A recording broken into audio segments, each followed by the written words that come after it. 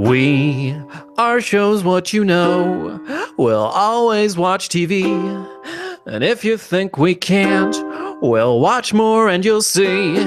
That's why the people of the web believe in Jim from Las Vegas and Jacob from Sweden.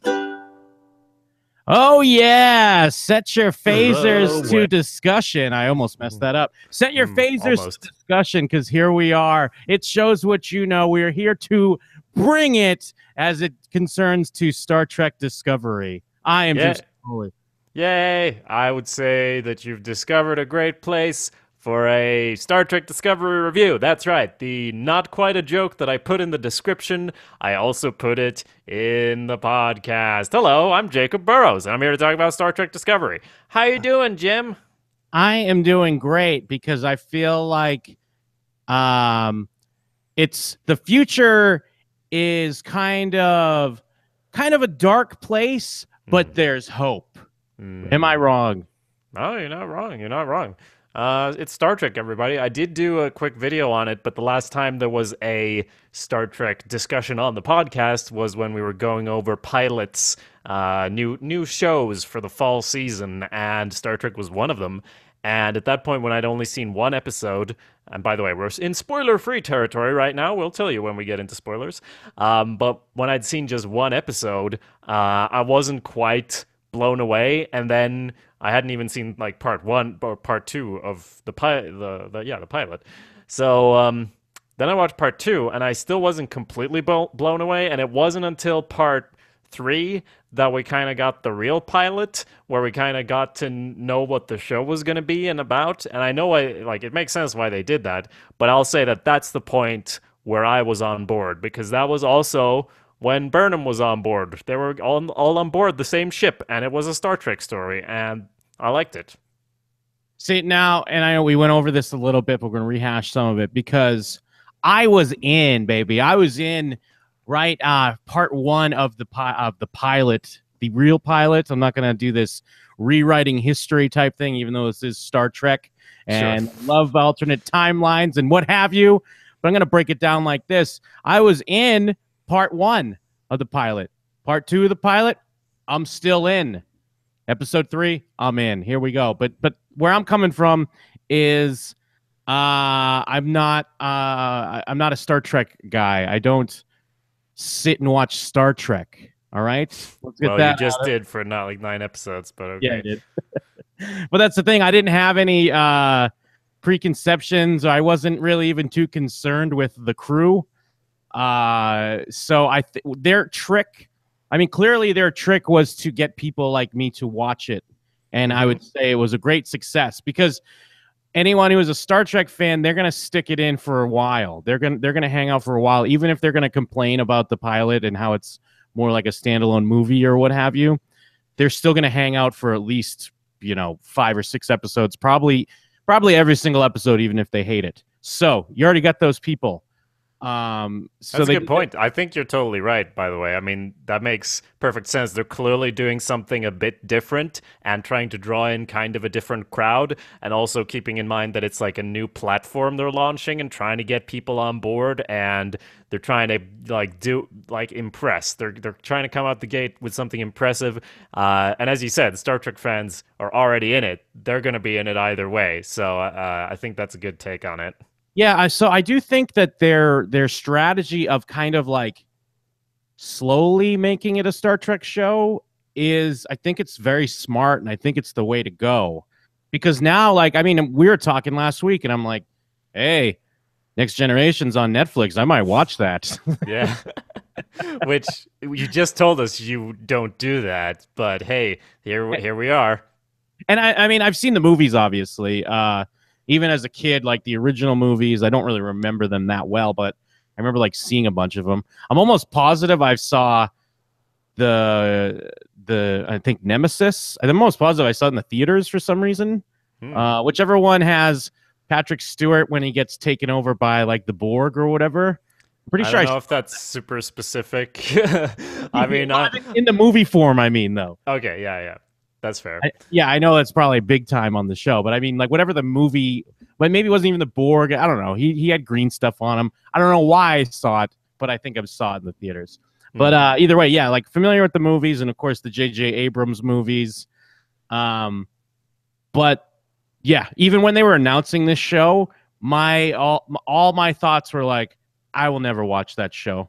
Why would I watch a new Star Trek? And then, here we are doing shows which like we're going to check out some pilots. And it worked. I became a Trekkie overnight. No, not even overnight. I became a Trekkie in 40 minutes. Yeah, that's great. I mean, you are a person who watched a lot of shows, and it's almost like you've willfully like gone away from that in the past few decades. Like, because you've had like, I get if you didn't watch it younger, but like the past decade or whatever, if you ever felt like checking out Star Trek, you could easily have burned through a lot of episodes. Now it's even easier because it's on Netflix. But yeah, so I see. Well, I'm sorry to cut you off. I was going to say it always seemed like a thing that was too big, where it was like, where do I start? What am I going to watch? Even though obviously different shows are different things, so it's not like you have to watch the other ones, I imagine. But it was always like, what am I going to? People talk about Star Trek not Discovery. Star Trek Voyager, Star Trek Generations, Star Trek this. It's like who knows where to start from there. Yeah, and as for my point of view, I'm not someone who's watched everything, but I watched some of it because it was on TV, so I watched it. We didn't have a lot of channels, so yeah, I watched some of it and absorbed some of it, but I certainly don't feel as like... Some people are very protective towards it, and I'm not super protective towards Star Trek at all. It's not like my baby or anything. So any of the changes they've made, I guess I'm one of those casual Star Trek fans or whatever. Any of the changes they're made, I'm just like, yeah, fuck, whatever. So I it's not really that I disliked the first few episodes, but I was getting more and more into it as the show was trucking along here. Well, and because your points when we first discussed the pilot, like your points about the crew and stuff, I didn't think of it. I didn't even really think about it. Yeah. But then when you mention it, it's like, oh yeah, obviously that's supposed to be what Star Trek is, but I just didn't pick up on it, not really having any frame of reference besides like movies and stuff. It was just kind of like, cool, here's a quick adventure we're going on. And I mean, obviously, we'll get into it in spoilers. Things become clear how they're doing it, and I'm not the first person to point this out. It's very reminiscent to like when Battlestar Galactica did their kind of modern day reboot, where it kind of started with like a mini series, more movie type thing to set the backstory and kind of bring things into motion. So I'm with it. Yeah. And I think I can, spoiler-free, kind of rehash what I was saying in the video about the first few episodes. Because I made a video after the 5th episode, and at that point, like, there was so much stuff I was liking in the character interactions, because then what we get into, like the thing I was saying about the crew, that we get these nice different characters, like it's a Mass Effect game or something. We're getting introduced to these different species, different characters, mostly humans, to be honest, but like a lot of them, and they feel distinct and like real people. Most of them. I'm gonna say, towards maybe I'll have some caveats towards the end of the season there, but overall, really great that we're getting all these nice characters, and I also enjoyed that Star Trek is famous for having red shirts. Characters are introduced to just kind of die, like they're the no names you put in, and I'm sure everyone's heard it because we all talked a lot about Game of Thrones this year, so everyone's heard the term red shirts, and they did what felt like almost the opposite, where they got a kind of vibe going that it is actually a dangerous space world we're in. They set that vibe pretty nicely, I thought. So there's a lot there's some departures, I guess, from traditional Star Trek, and most of those are very successful, I think. Yeah. I mean, I'm obviously not picking up any of their references. I know that there's like characters and references they're dropping here and there. I mean, to the extent of that, when they say Spock, I'm like, hey, I know that one. I know Spock. This guy knows Spock. And it's like his dad. You telling me this guy knows Spock? Oh, wow. That's very cool. Do you think this development is like natural continuation of the new Star Trek movies. I mean, the first one was very successful and very good, and felt more like everyone was saying it felt more like a Star Wars thing almost. And you feel like they were going for like, or at least like tagging on to that in a way with the pilot and the continuation. Yeah, I think that's a very good comparison. It's almost like a weird way. It's like they're starting in the Star Trek like current movie version and then easing you back into more traditional Star Trek, Yeah. I guess. But Mhm. still obviously with kind of the cinematic style and like modern, obviously modern effects and like filmmaking techniques. But Yeah. yeah, it really feels like they started you at that level because I mean, what's the beginning? It's like that big like they get lost and then it's like a big rush to the ship and all that. Like and then they like slowly just ease you into like, hey, now we're just hanging out, caught in a time loop. Yeah. And I mean, I know people like I don't really have a problem watching something that's old as far as effects, but I know people who are like, what am I gonna watch? Some sort of cardboard doors go whooshed here and there and like some stupid monster, and I'm more accepting and sometimes like that sort of kitsch factor where they're where my argument would be when it's good, at least they're focusing on the story and making something great like that, and you can view it more as theater if you want or whatever, and not worry too much about the effects, and they're kind of toned down. But I know a lot of people who are like, why the fuck would I ever watch this? Talking about the old show, and I mean, they certainly fixed that because, as you said, it looks cinematic and fresh. I did complain in like the first episode. Why the fuck are they tilting the camera like that? Why are they like over stylizing this so much? But I also felt like that's not an issue throughout the show. That was just like some growing pains or something. I don't know because the style overall is really nice looking. Yeah, I agreed with you on that because there was even with like the lens flares and the way everything in the background was so flashy and like kind of distracting. And yeah, I really think it was just to kind of ease people in from, the movies that more like I guess modern people be used to without much of a Trek background and kind of just easing them into like, now, okay, now we're in a TV show. It doesn't have to be like this ridiculous crap out the window all the time. Yeah. But yeah, I think it works. And even though it's weird because I would say the same thing. Like I'd be like, oh, I don't want to watch these crappy effects.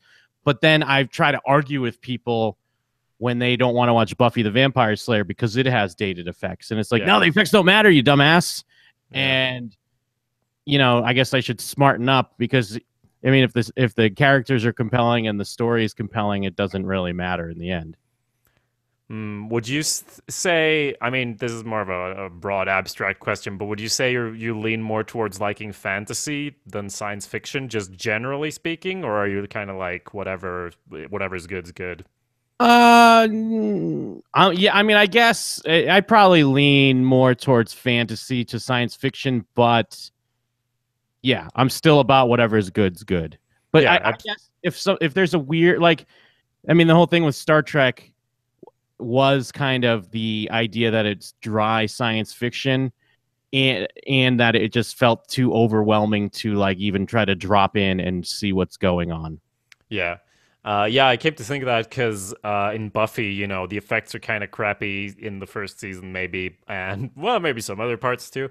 But like, I think for some reason, maybe science fiction, if the effects are bad, you might, or I might have more of a problem with it because it's supposed to be like the future. I don't know if that makes any sense at all, but it's like you're showing me a vision of the future, and then if it looks like 50 years ago, that's more of an issue than just that vampire dust didn't look quite right, Yeah. because it's mainly a high school story in Buffy, so it's like you can be on board anyway. But then if I'm supposed to like I have to suspend a lot of disbelief to get them out into space and everything. They're on a ship right now and all that. I don't really have issues with that, but I guess since I also probably lean a bit more towards fantasy, I could see people have it like I can see why people would enjoy Star Trek Discovery now because those things shouldn't be an issue because it's like one of the best looking shows that is in space, probably, right? It's definitely one of the best looking TV shows. And Yeah. it's surprising that they would get behind it so much, being that it's. I mean, I guess it makes sense because they're trying to launch this platform, but then it feels like since they're just shoving Star Trek onto a platform, you would think maybe they didn't have as much faith in it.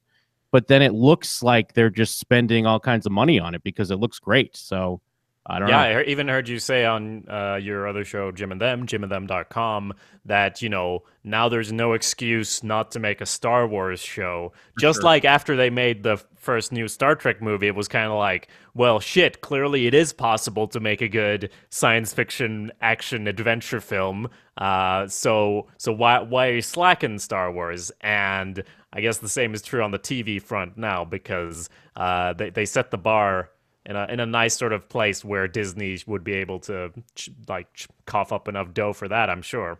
And then and even to go back to Battlestar again, Battlestar kind of showed it as well. It's true.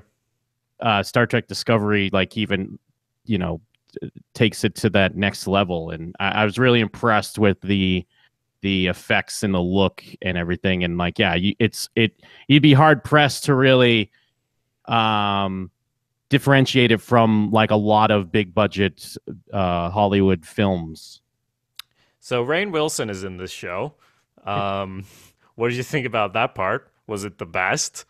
I didn't mind him, honestly. But I don't know. Do you have qualms? Do you have issues? I have qualms that I talked about in the video of him coming in as an over-the-top Shakespearean type part where everyone else is kind of gruff and they set this realistic style, and he comes in like, "Oh, welcome to the ship. I believe that I have done this, blah blah blah." And I mean, there's a world in which that could work, but it's also Rainn Wilson, and even his big beard can't hide his sitcom face that he has underneath there. And I don't know, in general, that episode where he was introduced was to me the worst episode of the season.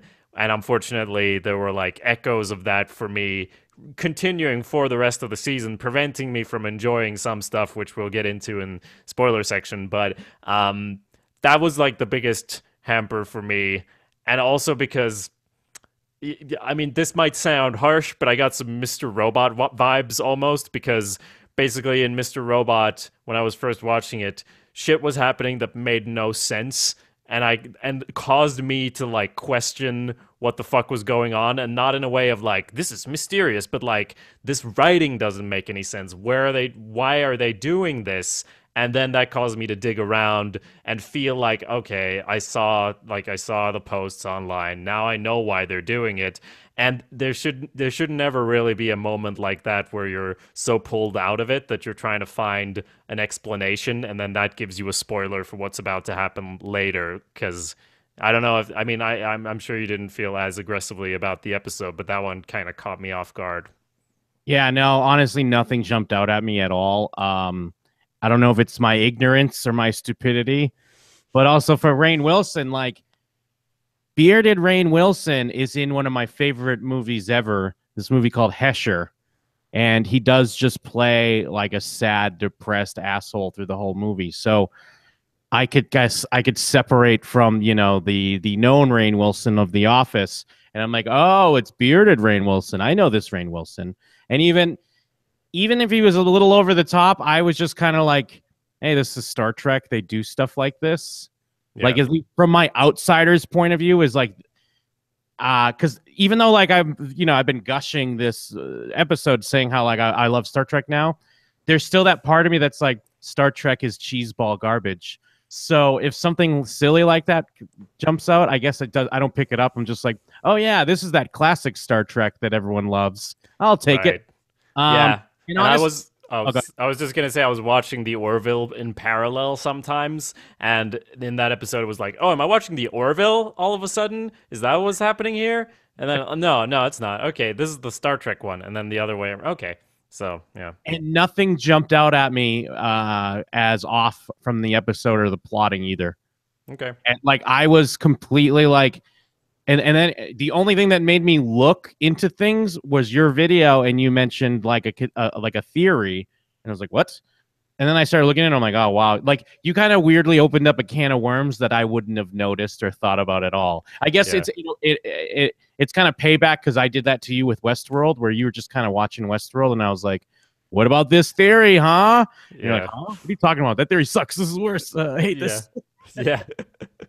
Yeah. Well, I mean, I likened it to Westworld, but I like Westworld and I like Star Trek Discovery, so don't get it twisted. But I don't quite like when. I mean, it's great that you liked it, and I wouldn't take that away from anyone who enjoyed it. But for me, the experience was that there like that episode didn't make sense, and then later they're gonna reveal whatever and make it make sense. And It's funny that because if I bring up my biggest nitpick, it's such a silly thing, but and it's not really a spoiler, but in episode 7, there's a part where they're at a party, like they're having a party, like a disco party on the Discovery. How does that connect? But anyways, they're listening to Wyclef Jean, and I'm like, why the fuck are they listening to Wyclef Jean? I don't like when, like, I get they're trying to make this goof of like, this is like classical music to the Star Trek Discovery, but either way, they're not listening to that. Like, and I don't like when, and then Star Trek and then Star Trek Into Darkness, they played Beastie Boys. It was fine when they played Beastie Boys in the first one, and kind of spoilers for Star Trek Into Darkness, the Beastie Boys song becomes like a major plot point. And I was so annoyed. I hated it. And I was so annoyed when they were listening to Wyclef Jean at this party. Yeah, everyone knows in any future thing you should just be listening to like dark German techno, like in the Matrix when you follow the White Rabbit and go to that place. Like that's all the music, and maybe the music they have in the second one, which I don't quite remember, where they're banging the drums. That's the only future music that's allowed. Well, it's just kind of like listening to that now. Like even though I like the song, and I would like listening to it now would kind of be like listen to this vintage song. Never mind, like how many? What is it? 100 years? 200 years? How many years into the future are we? I don't know. It's a certain amount. I'm sure we'll look it up. But I mean, yeah. I mean, you're right. But I can't. Are they gonna like compose music for it? I don't see why not. Why wouldn't they compose music for it? But that's like the only time, right? It is at least not in ever like, oh, I can't relax without Nicki Minaj and while I'm running around the ship here, right? They don't pull it in too much. Yeah. Is it 2256? Is that? Sounds right. Sounds about. What's in the 2200? Yeah, time span 2256. Come on. You're telling me you're bumping Wyclef Jean? I mean, I guess it was kind of like a double-edged sword because you're listening to Wyclef, but it's Wyclef's version of Staying Alive by the Bee Gees. So you're getting both, and it's 2256. So well, that's the equivalent would be us listening to music from 1778. So I'm just going to type in 1778 top hits. And yeah, ultimate classic. Nope, it doesn't have it. Who's a composer from then? Mozart. Well, people listen to Mozart, but not when they're fucking partying. Yeah. Unless it's a lame party. Maybe it was just to show that the Discovery crew's lame. Well, they are all like science nerds supposedly, so I guess it makes sense. Yeah, Mozart. You could listen into some Ignaz Umlauf's Die Bergknappen. It became the first singspiel by a local composer. So okay. Hey, it's such a silly thing, but I get the idea is kind of like they're listening to class. That's classical music to them. I mean, not to go further down this rabbit hole, but I'm sure we have the technology to play some of that 70, 78 music, right? I mean, just for funsies, right? I can find Die Bergknappen. Sounds dope. I mean, does sound like just put Lil in front of it and it could be a modern artist. So maybe they're not as off as you think. Lil Die Berkenham. Yeah. Ignaz Umlauf. Yeah. I mean, there are probably people our age that listen to this music, but still. Well, like I'll just talk generally about it until we get that sweet hit pumping through our ear holes here. That like for everything I was saying, the characters are so important and so good in this. And the second thing, like I would like to hear what you think of when you say it's moving towards more classic Star Trek. like I know what you mean, but from your perspective, what does that kind of mean to you? Well, when we start getting into, well, I mean, I guess part of it is informed by what you were saying about the crew. So Yeah. when we start getting more into the crew and kind of like, this is this person's episode. And then it felt like, I mean, there's an episode where we're stuck in a time loop, and that felt like such a Star Trek thing to me. And whether I'm wrong or right on that, it just kind of felt from an outsider's point of view like, oh yeah, this is what Star Trek always was. It was stuff like this all the time. Yeah. And then, or even when there's an episode where they're kind of on a planet and, you know, it's more about these like interrelationship between the characters there and how the planet affects them and what they're supposed to do, like stuff like that, where it still is serialized. I don't know how serialized other Trek was. Obviously, this feels like it's probably way more than previous Trek, but they still found ways to drop in these almost standalone type stories with it. Yeah, absolutely. It's like this episode we go to this planet, and this episode we go to that planet is, you know, or this episode we find a weird thing in space. I mean, that's like how you make, that's the springboard of Star Trek. That's how you make an inciting incident of an episode of Star Trek, and we're definitely moving more towards that as the season progresses. Here we go.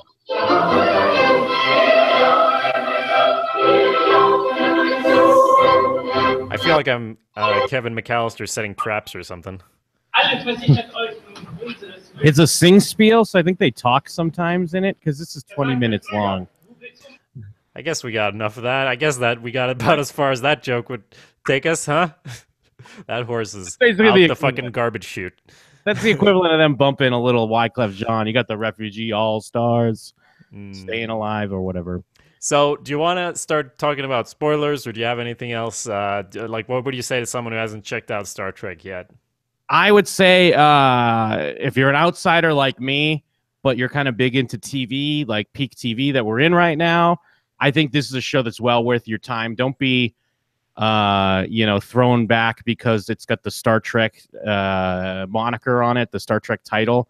Because I feel like, I mean, I don't know if it's just unique to me, but I feel like it's just that would be the same for a lot of people. You just see like, Star Trek. I know the movies, but I don't really know the shows, so I'm sure I'd be lost. Yeah. I'd say the show's well worth your time. It's got some great characters. It's got me hooked in. I'm ready for the back half, and it became one of those shows where like every week I was like, oh sweet, Star Trek's new, and I'll watch it like immediately. It wasn't one of those shows that, because there are a lot of shows that, not that they're bad, but I like them enough that I'm like, oh cool, I'll wait till there's a few episodes and then I'll kind of burn those off when I get a chance. But Star Trek became one of those shows where it's like, sweet, there's Star Trek's on tonight. And then I watched it, and I was excited. Yeah, I mean, speaking of people's trepidation, it's kind of like when you go to showswhatyouknowshow.com and you're like, oh, there's so many episodes, so much content. Exactly. I don't even know where to start. What threads am I going to follow? Am I going to get the inside jokes? Yeah, you're going to get them. They're not that complicated. So, yeah, I see where they're coming from. But basically, it's a space adventure show more than anything else, I feel. And it has some smart stuff in it. But it's like I don't know, I feel like some people look at Star Trek like a nerd show, not like this cool space show with blasters. And it's like, well, we have phasers, but I guess they're not like the same, but they're kind of the same. And in this show so far feels like space adventure, like there's a war going on. We're trying to win a war. And as you were saying, as far as serialization, yeah, we go to a few planets, but there's a plot going on that's across the episodes, and it feels like there's movements. It's like there's a lot happening in just these 9 episodes, I feel, at least. So it's pretty good. We should check it out. Absolutely. I completely recommend it. Right. So we're going to get into spoilers. Set your phasers to spoiler. Mm-hmm. Where do you want to leap off here in spoiler town? Well, I mean, I guess we've gone through the initial pilot. It was all about Michael Burnham kind of coming into her own. I guess we didn't go into much of the second half because, like we had mentioned, you hadn't seen it yet. One thing I don't like about this thing is how Why does everyone think Michael Burnham started the war? Michael Burnham did not start the war, all right? I Let's feel get like that. it probably would have been better if she did start the war, Yeah. right? Yeah. Uh, Was it like they just didn't want they were holding back, you think, but they just still cheated and had everyone think she did?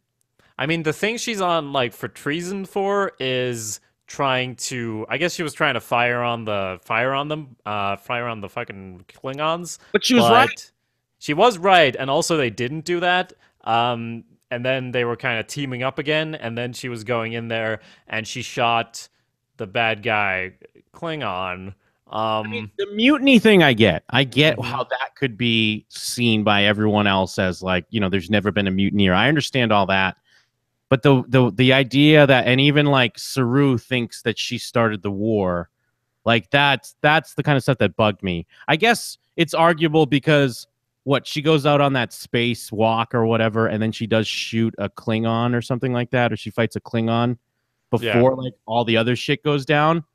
but Um, that's not what they're talking about, right? yeah, I don't think so. So it's that was the only thing. It's not a big deal. The mutineer stuff I completely get, but the fact that everyone, it's this idea. Maybe they're just showing how like fake news gets spread across the universe or something, or the game of Yeah. telephone. But I then mean, I was just annoyed that Saru, I get would be mad about the mutineer, but how does Saru not see that she was right all along? yeah, I mean, that's a good point. I feel like like it makes sense the way it happens. I guess if you like if a war starts and like she was convicted for mutineering on that ship, plus she killed the leader of the Klingons, as it seems to you. She killed the king of the Klingons, as far as common people are concerned, and now they're in a war. I could see that, but it's Burnham's story, and sure, she feels guilt about potentially getting her captain killed, but she also seems to feel guilt for starting the war. And that's the part where I feel like if she had just more clearly done that, if they'd communicated that more clearly, that she would have a reason for feeling that way too, and for having regret and everything, because she has regret for this mutiny, which was a stupid thing to do. Yeah. But it's not quite like the main driving force. It's almost like, hey, we want it to start like an Elder Scrolls game. We want her to be a convict at the start, just like in, Morrowind and Oblivion and Skyrim, all of them. So like, it doesn't really matter what she did, but then they work in what she did, because she's not that uh like complicated where she did some bad stuff, but it would be nicer if she was like more of a bad person, I think. Yeah. I think they do try to play it a little of both ways because I mean they do clearly show she's flawed in like how smart and confident she is. Like that's Yeah, kind yeah. of her flaw. And so she does push things or whatever. But yeah, I mean, maybe if they even just gave me the little like thing of maybe Saru being like understanding, but then again, then you're not going to have that crew dynamic that they want to have. So I guess I get why they did it, but it just was like she was right. It became clear that she was right, especially if you were on that ship. And then even like robot like robot eye lady, even she's kind of, even though we don't know anything about her, she kind of gives her side looks like, ugh, stupid Michael Burnham. Like, you start. Robot Eye Lady is doesn't have a single line, but they cut to her a bunch, and she's such a character. She's like, we have other people on the ship, and she's the one, and she never gets to say anything. She just has to emote. So I guess she lays it on a bit thick there, a bit thick against the Burnham. Because there's robot eye lady, and then there's like full robot lady. hmm And I believe both of them were on the previous ship, from my understanding. Maybe not full robot lady, but I'm pretty sure robot eye lady was. Oh, I didn't know that. Okay. Uh, Um, quick thing from the chat, LMAO, you're serious. Tell me why it's more socially acceptable to be a Star Wars fan than a Star Trek fan. I don't know if it's really that much of a these days. Everything like kind of genre, geek, chic, whatever you want to call it, is kind of acceptable. But I guess to your point, I do think there is kind of Star Trek is probably looked upon as a little bit nerdier. yeah, but I'd say we're watching, like, look at Jim. Jim is like an amalgam of society right now. He's showing you that this show is going to bring, like, the movies kind of did it for movie Star Trek, but now we're bringing show Star Trek into the same space as Star Wars. So it's gonna be socially acceptable right quick real soon. So don't worry, Lamau. And it's weird because Star Wars, because I mean it's hard to imagine, but Star Wars was even the thing that wasn't socially acceptable, and that was when Star Wars just went away. Star Wars is like, all right, because there's that long time where there wasn't Star Wars, you know, after Return of the Jedi, and then until basically like the prequels. Yeah, But they it was kind of yeah, it was re-released stuff, but it mhm. was like it just was gone because it was like, oh, that's nerd shit. Well, that's the thing. I don't know, but I like wasn't it the most successful movies like ever? Like everyone was into it. That's at least the impression I got from that 70s show. Oh yeah, I mean everyone was into it obviously when it was out, but in the same way of like when the original Star Trek movies came out in the 80s, everyone was into those as well. Like Right, it yeah. wasn't this like genre thing. And then I think it was, well, like Matthias in the chat, Star Wars is for kids, so it's simpler to understand. Yeah, that's true. But I think it's Star Wars faded away a bit in like the late 80s through most like the early and mid 90s. It was still a thing, but it was more thought of as that kids thing, the kids are Mhm. nerds thing. Star Trek was kind of always around, and it just embraced being the nerdier thing, even when nerdier things weren't cool.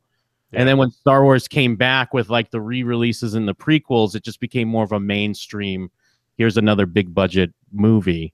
So I don't know. I think that might have been part of it. Is that it kind of knew when to go away and it knew when to come back. Yeah. Yeah, I guess that makes sense. I mean, I watched Star Wars on like an old VHS tape taped off the TV that I borrowed from someone. Like that was the technology. Like it felt like a relic from a bygone age, like a protean relic I dug up or something. Like I've heard people speak of this Star Wars thing, but I don't know what it is. Star Trek was just on TV at the same time. So got a point. Yeah, Um, and real quick, I could go back to Star Trek here in episode 3. I did have a couple notes on this episode. When she started like saying Alice in Wonderland, when she's like crawling through vents and stuff, I still wasn't fully on board with Star Trek, so I was like, "What is this? What is going on?" I don't know if you even remember it.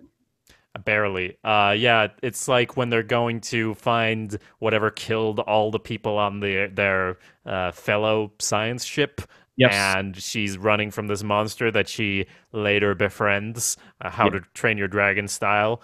And yeah, right. She's just reading Alice in Wonderland because she's a nerd, I guess. Right? That's Yeah. the reason. Well, I mean, let's get into the science of this Star Trek. Now, one thing I will say is that this feels like it has the most bullshit science from an outsider's perspective of any Star Trek, because they're like throwing in the pores of the universe with like mushrooms and how it ties in with the fungus. And did other Star Trek have where like there were just space bugs that were just flying around in open space? Couldn't say for sure, but I would bet that there were, but that they maybe had more of a thing on it than just, of course, it's this thing. Let's kill it or take care of it, depending on the situation.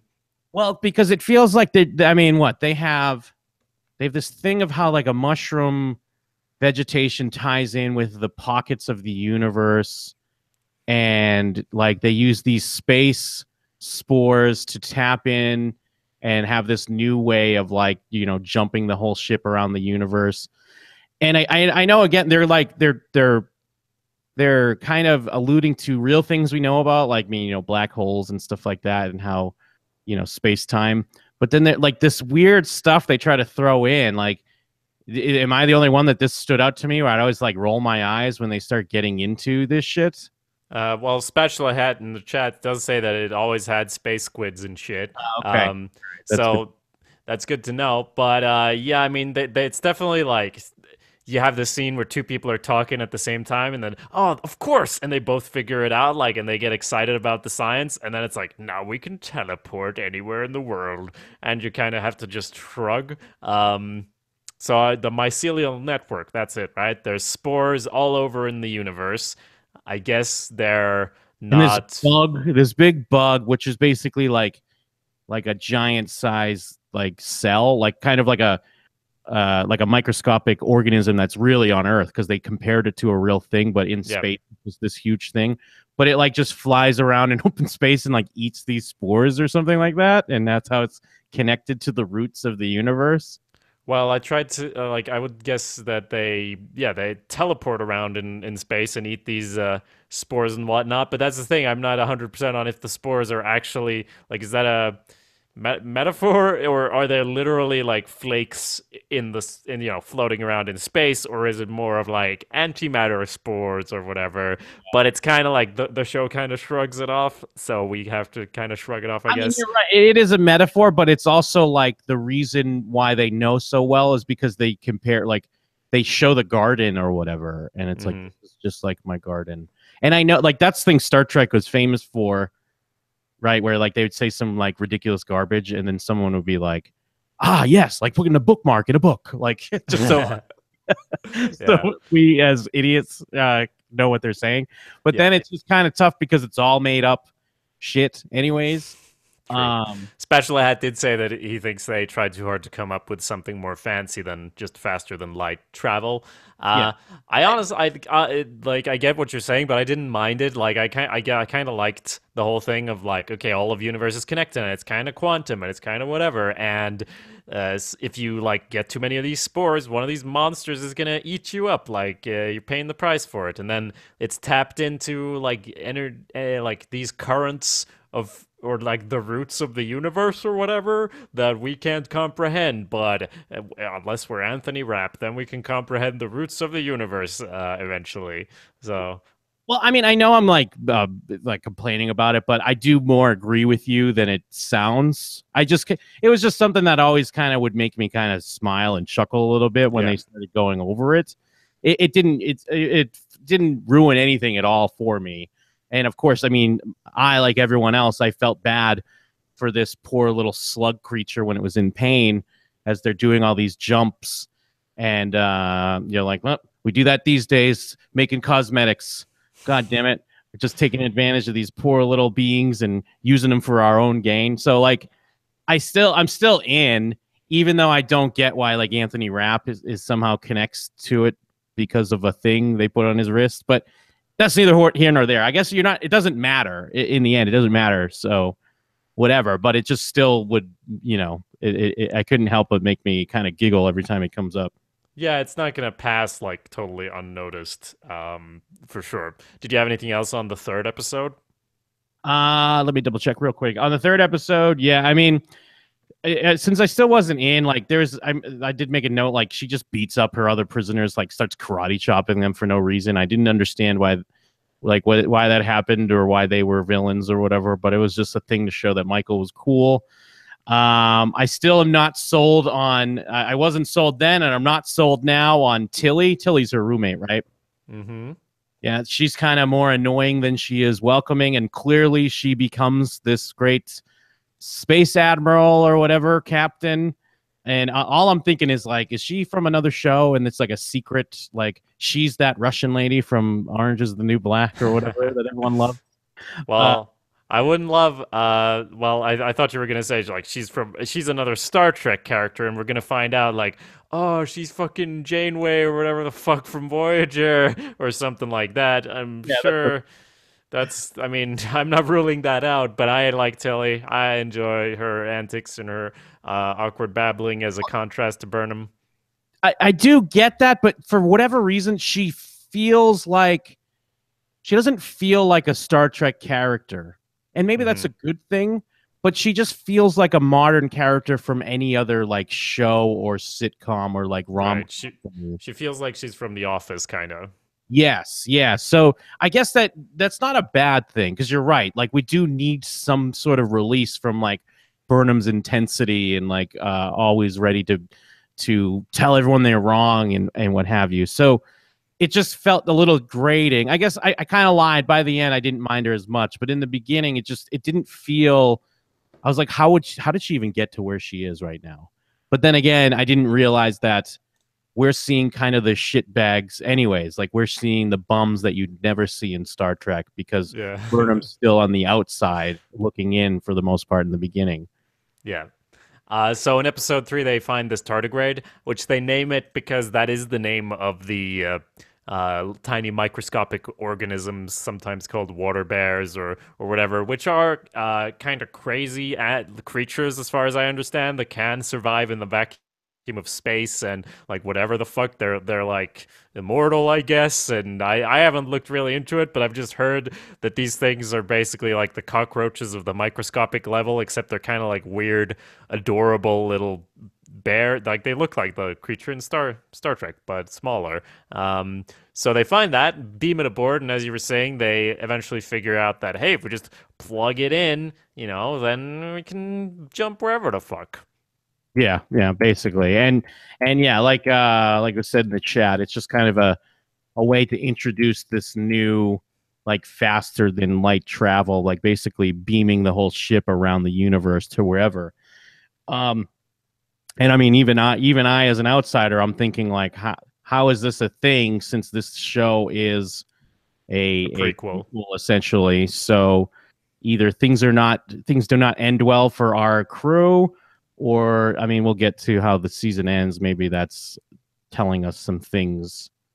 Yeah, is it because they keep going like, oh, we gotta replicate this technology real quick, right? Yeah, we gotta make sure not that other ships can do this. And then it's like, we're 2 hours away from the base. I'm sure we'll get there to replicate the technology. And then, yeah, so well, we'll get to it, as you said. What else happens here in episode 4? Oh yeah, there's a ship almost colliding here with a star. Oh yeah, because they teleport, but they don't know what they're doing, right? They try to do it, and it doesn't work out at first. Oh yes, yeah, okay, yeah, yeah. Oh yeah, and I really liked. I want to touch on, like I mentioned in the spoiler-free section, this chief of security that we've kind of forgotten about by now, but she was definitely introduced as a character who would be in the fucking intro of the show, because she was the hard ass who was with Lorca and all this, and she got equal screen time to everyone, and then she makes a stupid mistake where she's like, I'm gonna show this tardigrade who's boss or whatever, gonna get those whatever we need from it, and she like deactivates it and goes aggressively towards it, even though Burnham's telling her, no, we need to, like, I think it's like reacting against whatever we do, so if we're calm, it's gonna be calm. And she's like, well, I'm gonna shoot it. So she opens it up and dies. And as I was saying in the video clip, as it was happening, I was like, shit, don't do it so exaggerated, because now it's not going to be believable when she gets out of medbay after just getting like a fucking a space sonic screwdriver of healing warped over her. She's just going to be up and kicking, like limping for one episode. Why did you make it so aggressive? And then the next scene is like, here's her corpse. And like Anthony Rapp's boyfriend is like shaking his head all sad. And I'm like, holy shit. Because that's a great way to raise the stakes here. She didn't feel like a throwaway character, and they threw her away. Yeah, there was a good way to hide it without, like, where it is an actual throwaway character, but like, yeah, you make it seem as if, and it's not just a standard red shirt to keep it Star Trek as well, or just in general. And I mean, in this episode, episode 4, this is where you start learning a little bit more about Vok. Like, so Vok's people are just still like, they're just stuck at the battlefield basically this whole time. That's kind of what they're telling us. Yeah, so the Klingon stuff I was not that engaged in overall, kind of. But yeah, I guess he's because I just understand, is it just the side, like, since Klingons are so about strength, like some other Klingon family couldn't have just come in and helped them? Like they just won't help someone else in need? Is that the thing? Like die? It's like the death ship, right, with all the sarcophagi on it, and they're like, okay, it's been 6 months, we collected all the corpses or whatever, something like that. Or yeah, it's broken, but they have the shielding technology, and the other people want them to share the shielding technology. I don't know, whatever. I guess maybe it's kind of like a standoff, like, oh, we'll help you, but give us the technology. And like, well, we'll give you the technology if you help us. So I was just very confused on why no one helped them. And then, I mean, it does just end up turning into that what is it, Cole? Whatever the other Klingon is comes in and, entices his crew with food because they've been starving for months. Even though it's like, it's the moment where they just figured out how to fix everything. And then, of course, the other guy comes in, takes control. and then they leave poor Vok on the Federation ship. Right. Like, Yeah. an ultimate insult because he hates humans. Yeah, but he's already had his getting friendly with Lady Klingon scene, so she helps him out even after all of that.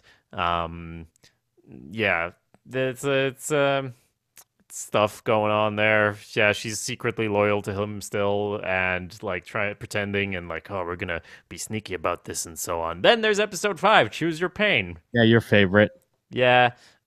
So I like, it's not like I hate it with a fervor and I got more into it in the video, but I wasn't super on board as I've already expressed.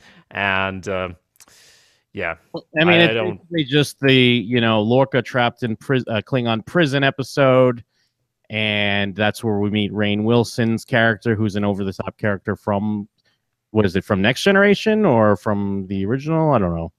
Yeah, I mean, Spatula had said that, they're trying to balance the fact that he's a younger version of an over-the-top character from the original series. And when you look up how he looked in the original series, you're like, they really toned it down from this strange creature they had beforehand. So, yeah. And this is where we meet and pick up the Ash character, which this is where all the theories come in. I mean, are we going to talk about these theories? It's not a theory. He's a Klingon. Yeah, but like, I guess at the very least, what we've kind of started to understand is he doesn't know potentially, right? Yeah, I guess that's the interesting twist on it. And I mean, that's potentially towards the end there, they had to do something to his mind or whatever. But I mean, this is what I was hinting at in the spoiler-free section, that after this episode, every scene with Ash and Burnham, I'm like, don't fuck the Klingon. Don't fuck the Klingon, Burnham, please. So there's a lot of their like chemistry and back and forth and will they, won't they? And I'm like, please don't, please won't. I mean, I will admit that I probably wouldn't think this at all if I didn't read the theory. I probably wouldn't have picked it up at all. I don't think. I could be wrong. I mean, that's maybe possible for me too, but that's the thing, that where I felt the episode was so off that I was looking up other reviews, and the reviews were like, theories, and I was like, okay, and then I checked that, and I was like, well, clearly that's why this episode felt so off, because they were setting this up. And if they'd set it up, I can't tell them exactly how to have done it better, because it all works on paper when you look at it for me, but just the execution of it felt really off to me, with different aspects of it coming together, like how he was, he was captured so incredibly competently, but then he was in there, it was like, oh, we're just going to torture him a bit, and I'm a new side character, and we're talking about our pasts, and like, who's a spy? Well, it's clearly that guy who's a spy, so on and so on. It was a while since I watched it, but yeah. Do you know, I mean, I guess maybe we're not going to go episode by episode, we're just kind of talking generals here. Have you heard the Lorca theory? What's that? There's a theory that Lorca is from the mirror universe, which I didn't know was a thing. And I know, like, we saw Stamets like look at himself in the mirror, and like something weird happened in the mirror. But from my reading, it's like it's called the mirror universe, but it's nothing to do with mirrors. But everyone's like, look at what he did in the mirror. But again, he doesn't have the goatee. So did he shave it or? What? Because I don't know, because there's this idea, because since he's so different, and I did really like Lorca as a character. I did like that he's got a lot of gray area going for him, and that could be like, you do that too much, it could kind of come off as like a parody. But I did like that you don't really know where to stand with him, because sometimes he's doing weird shit and you're like, what are you doing, man? And then other times you're like, yeah, Lorca's the best. Like, he cares about his crew. But I don't know. I've only kind of touched upon, I didn't read too much into it, but I did see a lot of people saying that he's from the mirror universe and maybe he's been trying to get home. And that's like, with this last shot we got, there's a few ideas with the last shot, because they do a weird jump, and someone pointed out that usually they go left to right when they go, but this time it went down or something like that. It's like, because how the ship like flips and then disappears. Yeah. They're like, usually it goes left to right. Now it went up and down. So it's either they're in the mirror universe now, or they've jumped through time, and this will explain why, you know, the technology they have is no longer a thing, because guess what, peeps? This ain't a prequel. We're in the future, baby. Oh shit. Well, that's what I mean. People were saying a kind of like, why don't we go any further in the future? Why are we just hanging around here in the past? So I guess that might actually add up because they've made a point of saying like, this thing could take you fucking anywhere in any universe. So it's like, ooh, where are they? I'm sure this would be a more giving discussion if you or I had any like concept of what the mirror universe actually was in the original series. Yeah. I did Google it, and I mean the goatee thing is such a joke at this point, or well, like maybe always, but like look at Community, all the goatees there, and the first thing when I Google it is Spock with a goatee. Like that's where it's from. The whole concept of evil Spock, evil universe, as far as I understand it. And, you know, when I look this up, it's like, is Lorca of Mirror Universe? And it's like 4 sections and all this text, and we're not going to get through it right now, but I don't see why he would be. So, yeah, like, Well, why not just have him go there then? yes, yeah, and like you're right. They really telegraphed it, because in the scene he's like, "Don't you see? Like this could mean we could travel through pockets of time, or we could travel to other universes." But like, I guess from what this breakdown is, because there is a shot where it looks like Lorca's plugging something in, because he's bummed that Stamets is like, "I'll do one more jump," because he does what, the 136 jumps or whatever. And it was so telegraphed, because it's like, he does all these jumps and he's in pain, and you think he's going to be like, it doesn't show him after. So you're like, oh no, what happened? Is he in like a coma? But then he's just fine. He's just like walking around talking, no big deal. But then he's like, you know, one more jump and that's it. I can't do that anymore. And Lorca's pretty sad about it. And I think it's a red herring, but it looks like he's plugging some stuff in. Maybe he's doing some shady business, and then they pop up amongst all this, you know, Klingon debris, and they don't know where they are. So the last few minutes depicted Lorca apparently causing the ship to wind up in some uncharted part of space. It seems likely that he used the spore drive to get back to his true home, the mirror universe. But then doesn't that mean he's evil? Because that's what the mirror universe is. I think so. Because that's what Spatula Hat is saying, and he's our go-to expert, saying they're almost comically evil over there. He also said, I could imagine him being from 10 years forward in time, where the Klingons won, and that's why Lorca is so forward in trying to win. That makes sense. Yeah, that does make more sense to me. And I mean, it is interesting how, like, they do just destroy the ship of the dead, and although it doesn't, just because they destroy that doesn't mean the war's over. Like, is that what they're trying to tell us? Like, they won the war, but... Well, they have the fucking albino Klingon on their ship, so the war's not over till the fat Klingon sings. You know? It was clear that the gang had earned a brief respite from the war, with the exception of Tyler, who continued to suffer from those debilitating flashbacks. Yeah, I mean, that was weird when we were seeing, like, Klingon sex shots in the flashbacks, where it was, like, you know, Klingon titties and, like, just having, like, regular people sex with a Klingon. Only good part of that whole storyline, I say. Finally, some non-xenophobic lovemaking on TV or internet TV. And I mean, it was almost comical how it felt like everything was done. They're like, well, this is great. We did it. We're going back to, you know, the base. We saved everything. Everything's done. And yeah, Discoveries was called to Starbase 46. Stamets announced that he was done with the spore drive jumps that are messing with his head. Captain Lorca was even going to get a medal. We opened a door to a whole new era of exploration, Lorca tells Stamets. The two men seem to have finally found some measure of respect for each other. Except, if we've learned one thing about Lorca, it's that he rarely plays it straight with anyone. Just as his pep talk to Stamets earlier in the episode about the discoveries that the spore drive has brought about was likely designed to get his officer to agree to undertaking the life-threatening 100-plus jumps. This conversation about one last jump appears to be a ruse designed solely to get Lorca what he wants. We see Lorca does something. Yeah, we already know all this. So we've known for a while now that the mirror universe, that is the evil alternate reality, has been popping up in Star Trek ever since the original series put a goatee on Leonard Nimoy, would figure into season 1 of Discovery in some way. Did we know this? Of course we did. Yeah. I guess Trek legend Jonathan Frakes, who directed an upcoming episode of the show, spilled the beans at a convention this fall. And we saw a literal mirror image of Stamets take on a life of its own a few episodes back.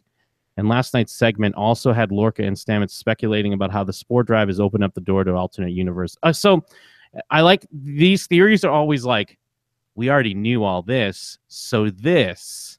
Now, don't get me wrong, it could be true, but all this stuff is still just kind of like you're guessing. Yeah, I don't feel like they've. I mean, maybe, but I don't. I feel like the stuff they're talking about is just to set us up for them going to the mirror universe potentially, or wherever they've ended up, and not for like. And of course, Lorca was a goatee man the whole time. Like that seems like maybe,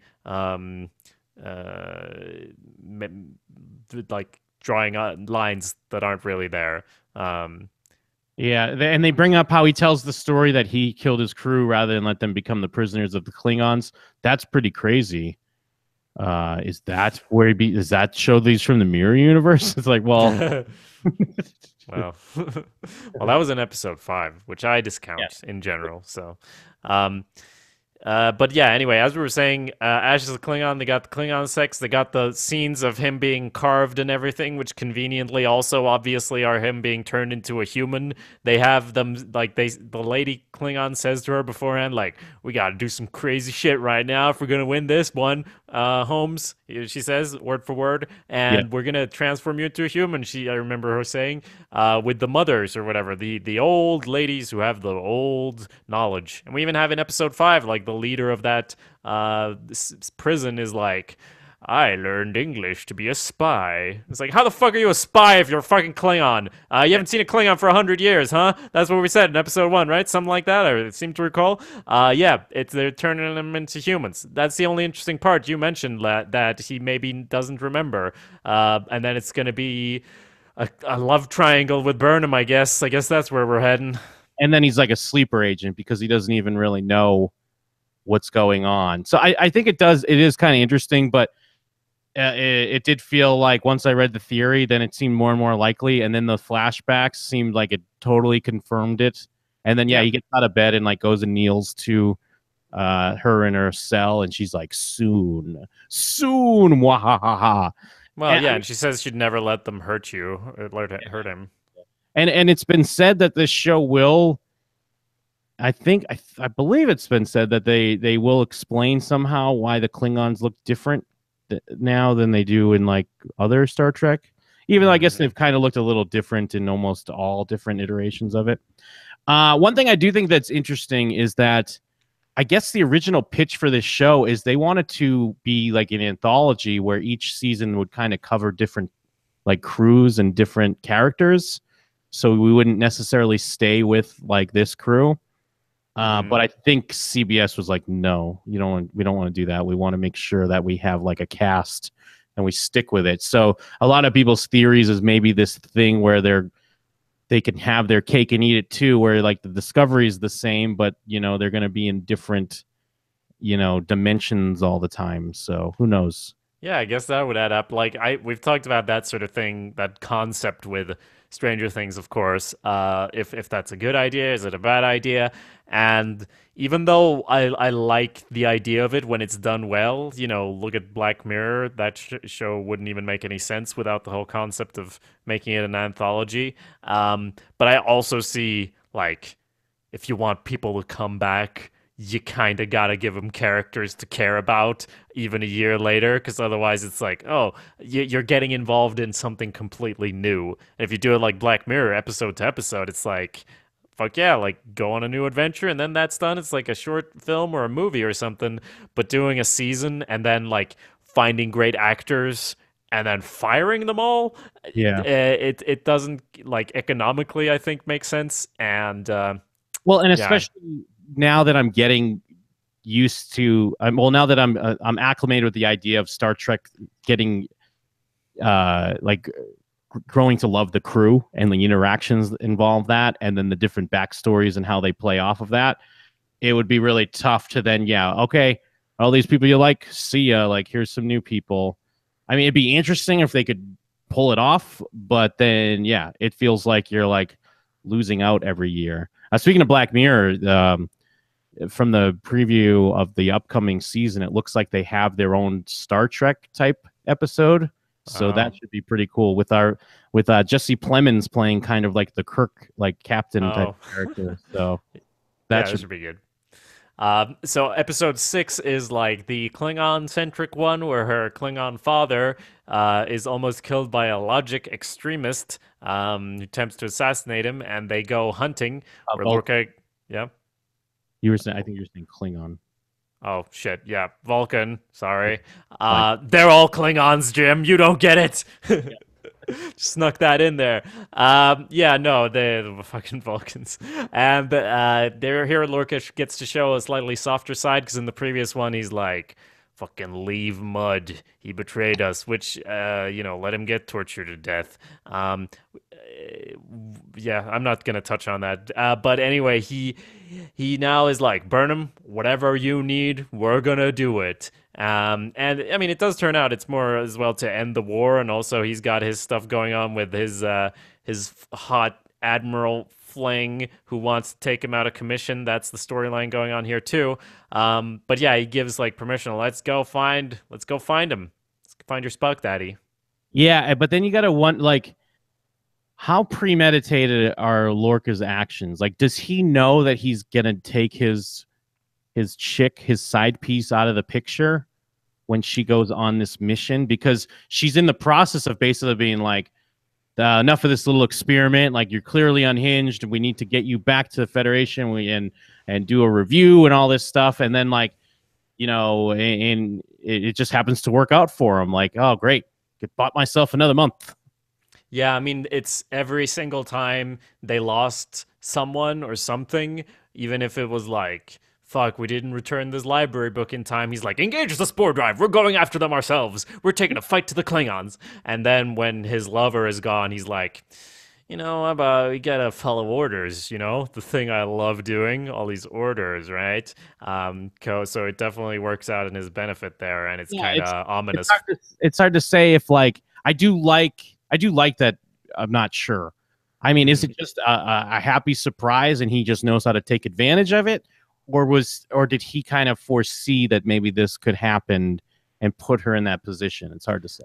I mean, what great casting, by the way, on Lorca, because seeing him most recently in the OA, and he's fucking Malfoy, Lucius Malfoy in Harry Potter. Like, he's such the bad guy, and it's really nice the way he is this renegade captain. Like, it really works with his face, if that makes sense.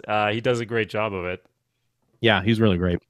So the just before we move on from 6, like this, we get the reveal that not only is didn't she start the war, she's also so great that even the Vulcans wanted her to be in their Vulcan Starfleet, and her dad was the asshole who was like, "No, Spock's gonna do it." And apparently there's no take-back season in Vulcan culture because Spock went and joined Starfleet, as everyone in the galaxy knows.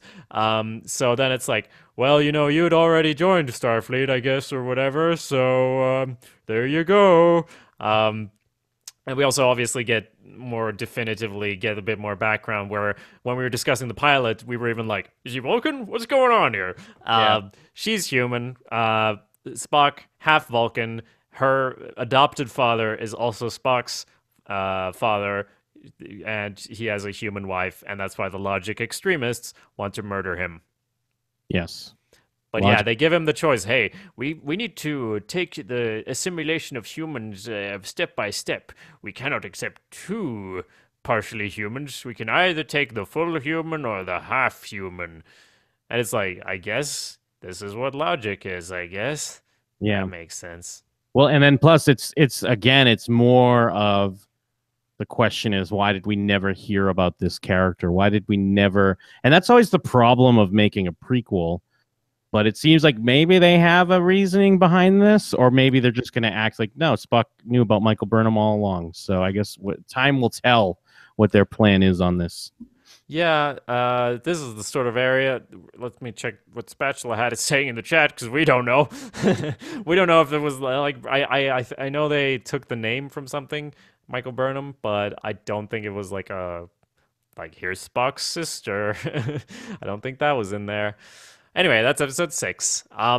And 7 is the Groundhog's Day episode with Mud, Yep. where I like Mud a lot better here, Yep. where he gets to actually be a villain as well, because he's kind of being this weird Shakespearean Machiavellian type villain in a cell, and now at least he is being an antagonist as well for real and causing problems and so on. What did you think of the whole time loop episode?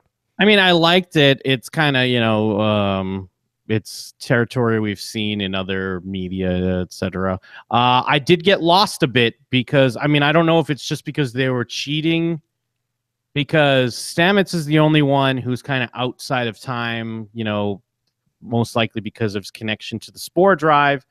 But then when they start getting into it, Michael Burnham just seems to remember things. And at first I thought it was because like he held her at one point when the explosion happened and they cut back in time. But no, it's just like she remembered things, then the other guy just seemed to remember things. I guess maybe they were just cheating because it's like we didn't have to see the setup each time, but it just felt like the timing. And this is maybe me being an extra Star Trek nerd because I'm sitting there trying to figure out the timing. It's like, wait a minute, no, Wyclef's still playing and she already knows what's up. I don't think so. Yeah, I mean, I definitely got the impression that they're just skipping parts of the loops. So he's explaining it every time, but he's getting more efficient at communicating it or whatever. But it definitely is sort of speeding up to a point where it's almost hard to swallow, or when, he's the first time they run into each other in the corridor.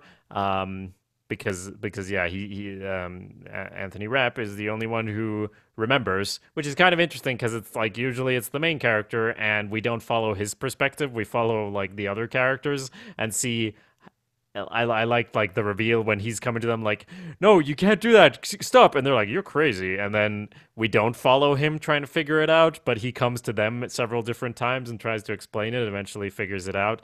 Yeah. Obviously I didn't love the Ash slash Burnham stuff going on, but that's it. That makes sense, I guess. What's their ship? What's their ship called? And I don't mean Discovery, people. That's literally what I was gonna. I wasn't gonna say it as a joke. I was gonna say it for real.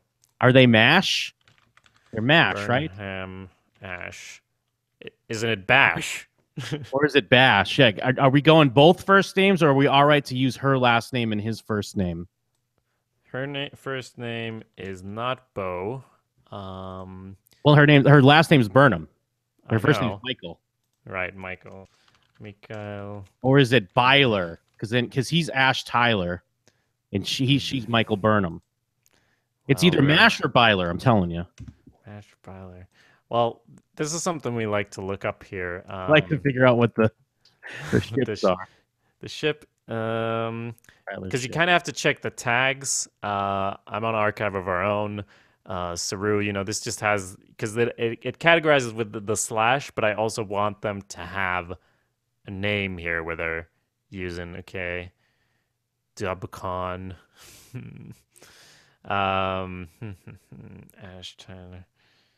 This one is, I'm sorry, this is important. I'm sorry that there's so much dead air, but this is important. Byler, MASH, Myler. I'm going to see what the hashtags are on Twitter. That's good. That's a good thought. Star Trek Discovery. We like to find this in the moment. Otherwise it's spoilers. What's the Ash Tyler? Michael. Well, someone on October 29th did tweet. So Michael and Ash, ship name should be #MASH. Winky smiley. Just when I started to root for Lorca on Star Trek Discovery, something happens to Stamets that I think Lorca was behind. Damn it, Captain Lorca. Also, MASH forever. But there's only like 5 tweets about MASH, so it can't be the one. I'm a total MASH shipper. So a few people are on it, but not a lot. Well, when I search for MASH ship, I get the TV show MASH. So I don't know if it's like accepted Well, into you the gotta put common. Discovery. You gotta put Discovery in there as well. That's the Also, problem because you can't just search ship because it's well, I just get literal ships. yeah. So clearly, You're gonna get Star Trek ships. right. So that's the tough thing. I'm gonna see anyone on that Byler tip. No results for Byler. I did get some hits for MASH for sure.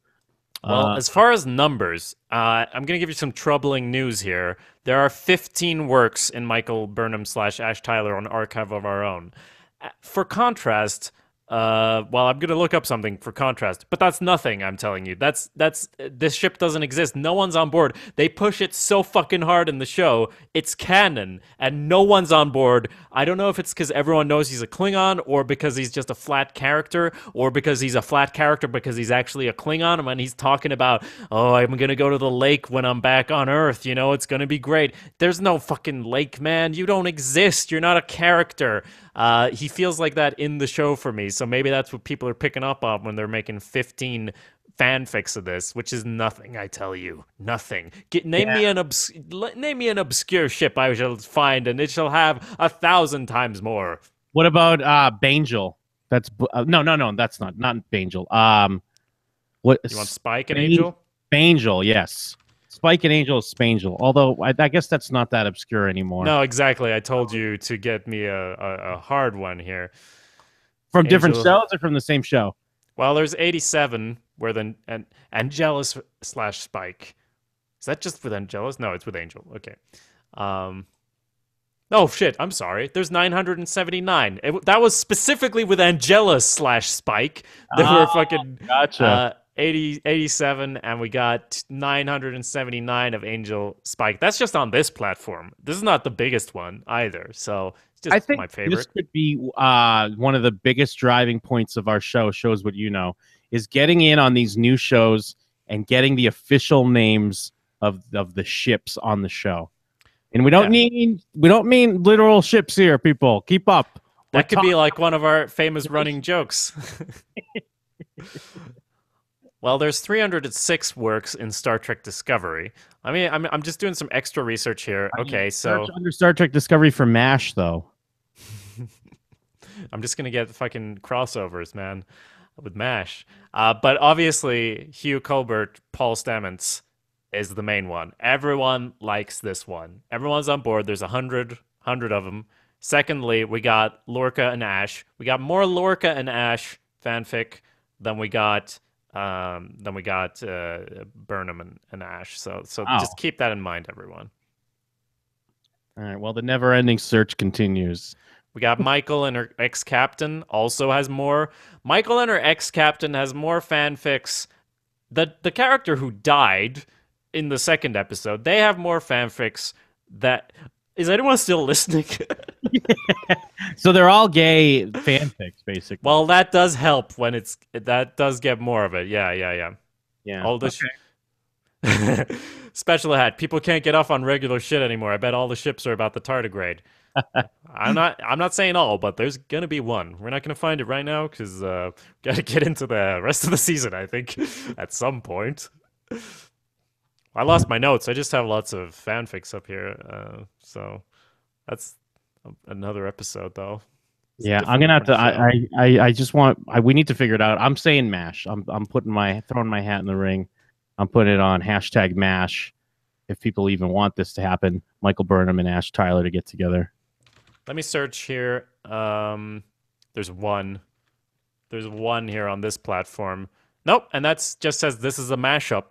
So it's a mashup of different Star Treks. I found like 6 tweets about it, and it was definitely about the relationship. People don't want this relationship. That's why you can't. That's why it doesn't exist anywhere.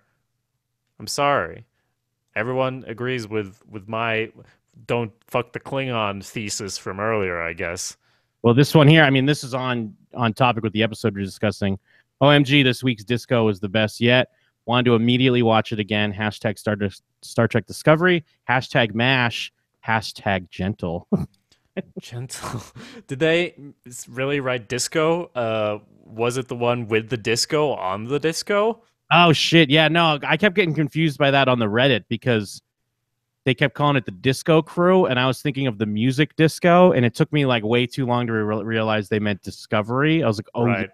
that's right. So that episode was even more meta because it was a disco on the disco. Right. Yeah, Right. is anyone listening? It's a good question. Do you want to get on with the season? Yeah, I mean, and then basically from there, episode 8, we have the kind of like the Rue. I'm gonna cut you off in the chat. My heart says mash, but my body says bash. That's oh, that's not bad. That's not bad. That's a tweet on its own. Okay, what happens in the show again in the canon? Episode 8 was the kind of like the Saru episode, right, where they went to that planet with the antennae. Yeah. Which was very, classic Star Trek. Go to a planet, interact, and figure out this species, figure out how to communicate with them, and then you are communicating, and they're not even hostile, but you misunderstand each other because you're so different cultures. That's extremely Star Trek. And also have to fight your friend. Like, yeah. Like it had all the classics. Yeah. And I mean, and we didn't talk enough about Saru. Saru's a great character. Even outside of the thing, like I said, I was a little confused with his his intensity towards Burnham. But I mean, I really like the actor a lot, Doug Jones. He was like the gentleman on Buffy, and I think he was a bunch of different monsters on Buffy. Yeah. And he's in like the Guillermo del Toro movies. Because he's just like a nice sleight of frame skinny dude that can be very alien like. Yeah. And I mean, I shit on episode 5 a bunch, but that's probably the best part where Saru gets some time to shine as a character, where he is then the acting captain when the captain's missing, and he does this thing of like record all actions of previous good captains, and then like record my progress and what I'm gonna do, and then he comes he has a moment earlier when he comes to terms with Burnham, and then afterwards is like, well, that's when I thought you were gonna leave. Then it was fine then I could be okay with you. But then now here they actually come to terms for real, where I think Burnham gives him the telescope of their old captain and everything. So after this, they're buds as far as I'm concerned, which is why episode 8 works, because they're on the same side, they're pals, and he has this whole background of him always being scared, and it gets taken away. It's a solid episode, I think. Absolutely, yeah. And this is kind of what I was alluding to too when I said it to me. Like, yeah, it felt like even not knowing what classic Trek is from the outsider's perspective, this is classic Trek, especially like when they're fighting each other because of a weird misunderstanding and or just being taken by a different culture, and like you said, but misunderstanding that because of your own culture.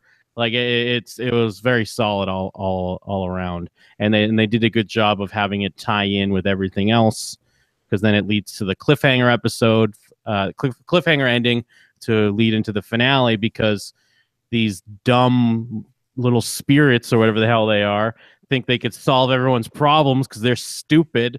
And I almost thought there would be a twist on that, of like them showing like, no, actually it shoots lasers or whatever.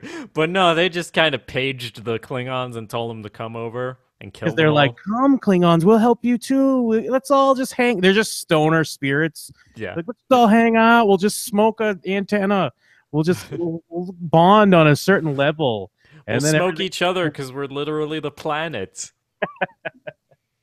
It's all part of the natural ecosystem, man. Yeah, so the Klingons are coming to kill everyone, and Lorca's like, we're gonna go to the base, but then teleport back. Which, this is a side question, but towards the end, when they're like, I'll make one last jump, and then I'm out of the, I'm this close to retirement, man. I'm really gonna cash my badge in, go home. And are they heading for the same base? Because they say it's 3 hours away, and I feel like it's already been 3 hours by the time they're like, okay, let's do the jump that's gonna kill us all. Well, yeah, I think they were going to go to the same base, and then, but that's why Lorca either was being a nice guy, or if you're on the side that he's always constantly manipulating. Like, I'm kind of in the middle. I feel like he knows how to manipulate the situation, but he's maybe not always using everyone as a pawn. But it could go either way.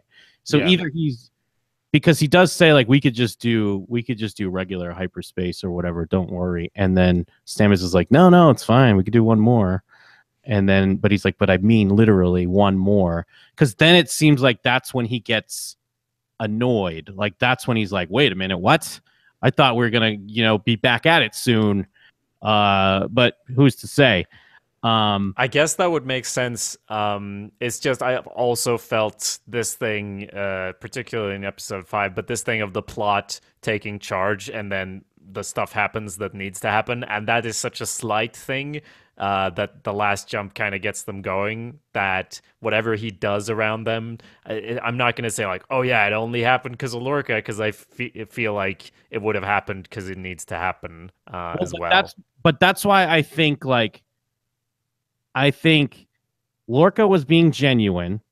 Then he realized, like, wait, this is actually the end. I was thinking we're just going to take a break, then we're going to be back at it, and whatever his plan is. So that's what forces him to manipulate whatever he manipulates, because it's like, well, now we can't go home. I thought we were going to go home. Everyone's going to have a party. We're going to listen to Wyclef Jean, and then we're going to be back on the Discovery, taking the fight to the Klingons or whatever the new enemy is. But now when he realizes that, no, things are going to actually be done, he does step in and make some sort of adjustment. But I feel like even whatever his plan was, it went wrong, because I believe his reaction at the end of kind of surprise. Right. So that's what you actually think that, or are you describing the theory? Oh, no. This is my feelings on the episode. Yeah. So where do you think he was trying to take them on the last jump then? I really don't know, but I feel like he was trying to do something a little different, because I feel like there has to be effects of these 100 and something jumps, 136 or whatever it was, because it felt so weird that they did it, and then they were, even in the moment, they're like, oh no, we got to give him the medicine, they can't take this. But then right after, he's just walking around like, hey, here we go, like, this is great, this is me, and I'm Stamets, and I'm not even like weird at all anymore. Well, so I was just going to say, I just feel like a combination of whatever he did, plus there are effects they didn't pick up of these jumps, and then here we are, future status. Oh yeah, I mean, I that's how I read it, that he did too many jumps, and then it's like, even that's why it's even stupid to do another one just then. But if you're Lorca, like, yeah, of course Stamets is special. We love Stamets, but he just fucking injected himself with that shit. Like, he got a lot of humans, Lorca. Like, his goal, ostensibly, has always been to defeat the Klingons. He's not done with that, so I don't see why, unless it's like, well, I was evil all along or whatever, unless it's this mega twist, I don't see why he'd want to, like, let's get away from Starfleet, man. Let's do some other shit. Because he's still going to want to use whatever tools he has. And, oh yeah, Stamets doesn't do it. That's why I'm like, it's not like he's like, we tested all the genetics and he's the only one who's compatible. Like, you fucking, the first person you injected could do this shit. True. I didn't do that. Yeah. But yeah, so there's a big fight, and we already talked about it, but they kind of teleport around, and Burnham has to go into the ship. What a nice circular thing. We're back right where it all started. And she has to face her demons, all of which may have been a bit more efficient if she actually... I mean, it does make sense, because she obviously, all her trauma starts there. Her captain died and everything, and now it's like, everyone's coming home this time. So that all makes sense. But if she actually started the war, maybe something more would have come of that. But it's still all right. I still don't like Ash, like, PTSDing out, because I'm like, well, you're a Klingon, you're meeting your Klingon buddy. And I mean, it is a bit more interesting when we start getting into that he, like, the PTSD is clearly real, because obviously the first thought I had was he's just twitching out, so she's gonna leave, and then like, haha, I was a Klingon all along. But they don't quite do that. They still... I was hoping they would reveal it by the end, and they kind of do, but they're kind of still like, oh, what a mystery. Playing it close, yeah. And well, this reminds me, like, I don't understand, what was that Klingon death room where they would just... Where no one dies, you mean? The Klingon sleepy chamber? Yeah, well, speaking of, like, we don't know their motivations, but Mrs. Klingon... when she like takes the admiral, like, I'm gonna get you out of here, then they get caught. that part is feels pretty dumb. Like anything happening on a Klingon ship feels a little dumb to me. But they get caught by them just walking there because they're just walking, whatever, having a chat as they're going to escape. And then she's like, "Better cover this up," and she like pretends to kill her. But then they don't check like her pulse or anything. They're like, and they walk off. And then they kill her. But she's also alive in the death room. In the death room. The death room she goes to dump the body and discovers the corpses of her friends. And she's like surprised, or at least like, I'm gonna get revenge. Then she's in the death room too. None of them are dead. What is this room? Is this like where we keep the food? But you didn't have to be cannibals anymore because you got the food, right? So I don't even know. Yeah, like why would they not just shoot them into space or something? Like I don't understand this room that they keep putting people in. And like, yeah, if it was, were they trying to keep it a secret that they killed her friends, or was this the plan all along to show her this room eventually? I was definitely lost on the death room. Well, maybe she already knew, but it was like reminding her of whatever. But the thing is, I mean, okay, maybe they could buy that. Hey, she killed the admiral or whoever she is, but she did it, and I assumed it was a ruse to be able to escape with her. But then she just leaves her in the room. Well, and they even are like, she does it as a ruse, but then they're like, you thought you could get one over on us, huh? Right, right. Yeah, there's no double back to like, hey, let's go check if she actually murdered that prisoner we had. Right, and let's also check if she's alive. No, she's fine. Klingons are hard to kill.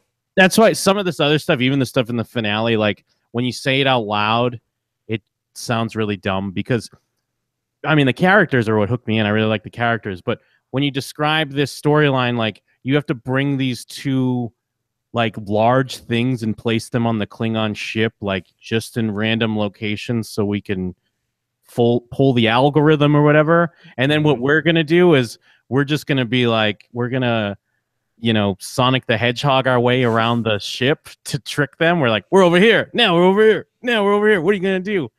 It's kind of like, all right. You can't really get caught up in some of those details because it starts to sound really dumb. Yeah, it was pretty hand-wavy and very like, okay, so one of them needs to be placed in the room with the Admiral and the Klingon, and the other one at the brig. That's a coincidence, isn't it? I mean, the Sonic the Hedgehogging was to triangulate the data or whatever, and not just to like get out of the way of the blasters, I guess. But still, it's very like, okay, this will give us a good climax. Let's have this happen. Yeah. And then she even gets to fight one-on-one with the Klingon, which, that was believable, at least, nice. Yeah. because of how the Klingons are. And it came full circle, and it was also like a weird validation of her initial idea was they only respond to, strength, because that's what she wanted to attack that ship. And then she gets to do it to the captain where you have to challenge him in front of everyone. And it was nice, exciting. It's always exciting when you get beamed up in midair, and I did enjoy all that stuff. Yeah. So that's the end of Star Trek Discovery, I guess. I mean, for now. Speaking of the whole anthology thing, I like it feels like moving on with the same characters is definitely the right choice because they got such great characters at this point. And if it ended with them like, oh man, we sure killed that shielded ship, let's go get our medal. And then like, okay, I guess in a year, maybe there's another tale. Like, I like what they're doing here. So yeah, I look forward to the back half. It's coming back in January, I believe. And I'm all in on some Star Trek. Yeah. So good show. Check it out. Presumably you did, or you just listened to us spoil everything, which is also fine. But until Star Trek comes back, we got some other shows coming up, like The Good Place, and it's so close. I can almost taste Mrs. Maisel and her jokes coming up here in just mere scant weeks. We'll be discussing them. Oh, good times. And until then, of course, there's always jimandthem.com for your Jim needs and awesomepedia.org for your Jacob needs. And also check out our YouTube channels, which are blowing up. It's crazy, man. It's crazy, this internet business. Exciting times, people. Thank you. Yeah. See you next time. Peace.